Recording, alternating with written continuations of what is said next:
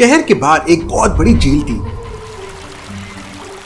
एक दिन उस झील के अंदर बोट कंपटीशन चल रहा था। आलिया को वहां पर एज अ गेस्ट बुलाया गया था।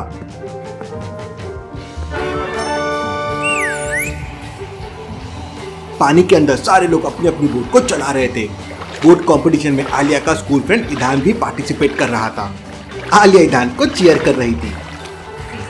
ईदान, ईदान, ईदान। लेकिन तभी अचानक मिंकू की बोट पानी में डूबने लगती है। मिंकू जोर जोर से चिल्लाने लगता है, बचाओ बचाओ। मिंकू को डूबता देख आलिया तुरंत पानी में छलांग लगा देती है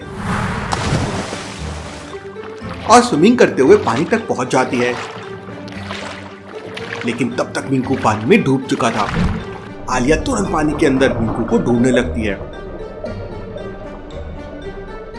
मिंकू की बोट भी पानी में डूब चुकी थी। इस बार पानी के अंदर आलिया को एक नहीं बल्कि तीन तीन बोट दिखाई देती है। आलिया कंफ्यूज हो जाती है कि मिंकू की बोट कौन सी हो सकती है। लॉजिकल आर्मी, क्या आप तीनों बोट को ध्यान से देख के बता सकते हैं मिंकू की बोट कौन सी हो सकती है?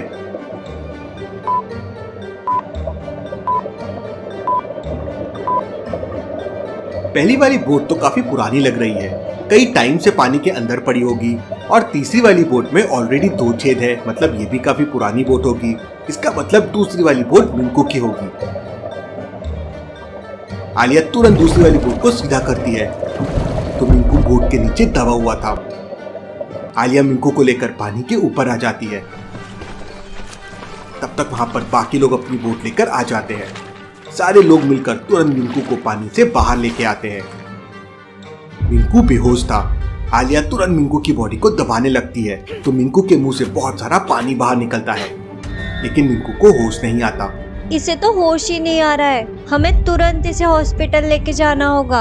आलिया का फ्रेंड ईदान अपनी कार लेके पहुंच जाता है। दोनों मिंकू को कार में लेते हैं और हॉस्पिटल के लिए निकल जाते हैं। ध्यान, थोड़ा फास्ट, हमारे पास ज्यादा समय नहीं है। दोनों थोड़ी देर में हॉस्पिटल पहुंच जाते हैं। हॉस्पिटल में डॉक्टर तुरंत मिंकू को आईसीयू में लेकर जाता है, लेकिन मिंकू की जान नहीं बच पाती और मिंकू मर जाता है। मिंकू की डेड बॉडी देखकर आलिया तुरंत समझ जाती है कि जरूर कुछ गड़बड़ है, मिंकू का मर्डर किया गया है। लॉजिकल आर्मी, क्या आप सोच सकते हैं आलिया ने ऐसा क्या देखा? सोचिए सोचिए।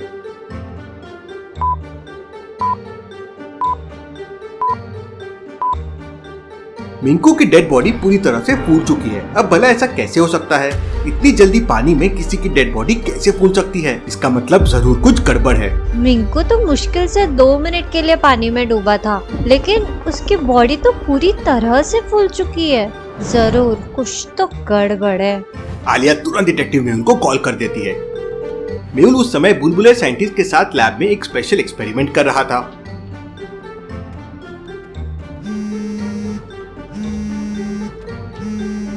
आलिया का कॉल आते ही मेहुल तुरंत अपनी कार में हॉस्पिटल के लिए निकल जाता है। रास्ते में एक चोर एक दादी अम्मा का हैंडबैग छीनकर भाग रहा था, लेकिन चोर के पीछे ऑलरेडी बहुत सारे लोग थे। इतने सारे लोग इस चोर को पकड़ रहे हैं तो पक्का पकड़ा जाएगा, मेरा यहाँ कोई काम नहीं। मेहुल पूरी स्पीड से कार चलाता है और उस चोर को ओवरटेक करके अपनी कार उसके सामने लगा देता है। चोर मेहुल की कार से टकरा के गिर जाता है। सारे लोग मिलकर चोर को पकड़ लेते हैं और उसकी बहुत धुनाई करते हैं और मेहुल तुरंत वहां से निकलता है और हॉस्पिटल पहुंच जाता है। हॉस्पिटल के अंदर आलिया और उसका दोस्त ईदान बैठे हुए थे। मेहुल आलिया के पास पहुंच जाता है। सर, मैंने मिंकू को बचाने की बहुत कोशिश की, लेकिन मैं उससे नहीं बचा पाई। आलिया, हम खूनी को नहीं छोड़ेंगे। इसके बाद मेहुल अच्छी तरह से मिंकू की डेड बॉडी चेक करता है और मेहुल को समझ आ जाता है कि मिंकू को जहर दिया गया है। लॉजिकल आर्मी, क्या आप बता सकते हैं मेहुल को कैसे समझ गया? सोचिए सोचिए।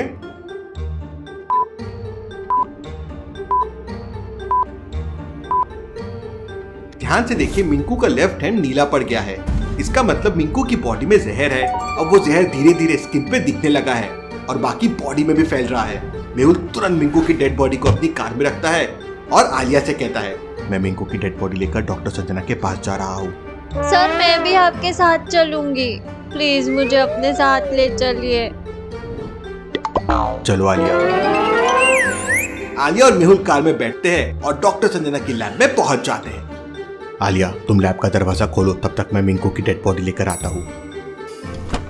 आलिया डॉक्टर संजना की लैब का दरवाजा खोलने लगती है, लेकिन दरवाजा एक लॉजिकल पासवर्ड से बंद था। इन चारों में से एक बटन को प्रेस करना है। पहली है आइस रोड, दूसरे में रोड पे ऑयल है, तीसरे में रोड पे हनी है और चौथे में वाटर है। आपको बताना है कौन से रोड पे सबसे ज्यादा फ्रिक्शन होगा। अच्छे से सोचिए लॉजिकल आर्मी।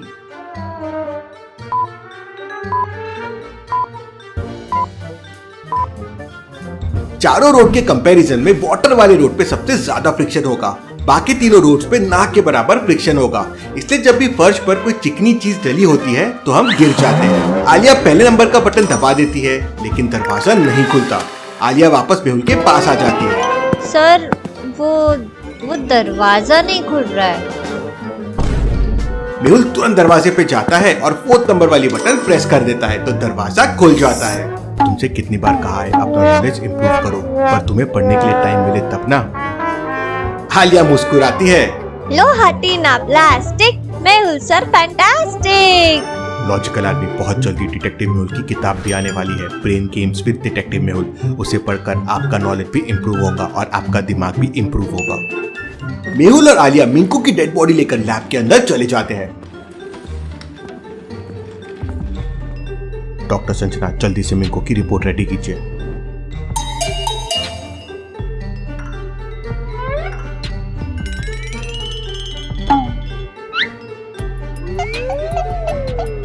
थोड़ी देर बाद पोस्टमार्टम की रिपोर्ट तैयार हो जाती है।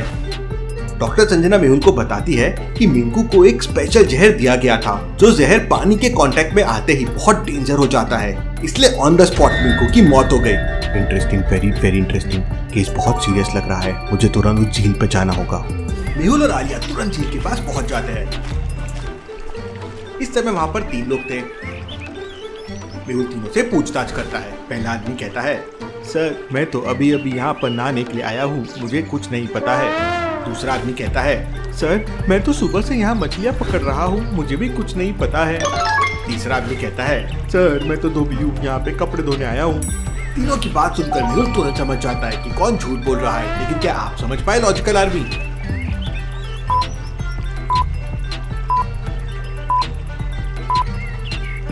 तीसरा वाला झूठ बोल रहा है, क्योंकि उसके हाथ में तो प्रेस किए हुए कपड़े हैं। अब भला कोई प्रेस किए हुए कपड़े को धोने क्यों आएगा? इसका मतलब वो आदमी कुछ छुपा रहा है। मेहुल उसे पकड़ लेता है और उससे पूछताछ करता है, लेकिन वो आदमी कुछ नहीं बताता।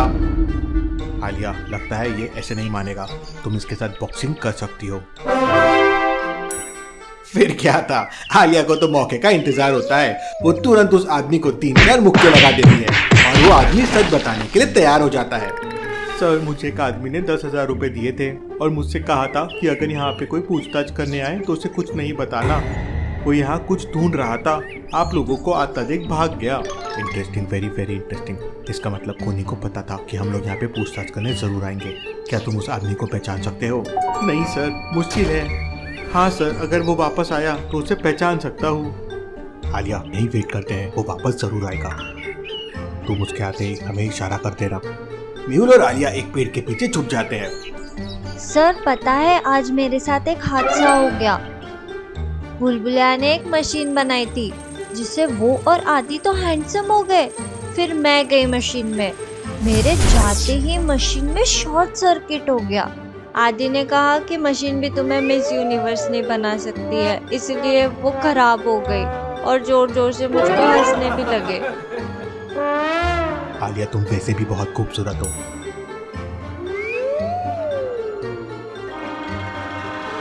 अरे अरे अरे, मेरा मतलब हर लड़की खूबसूरत होती है।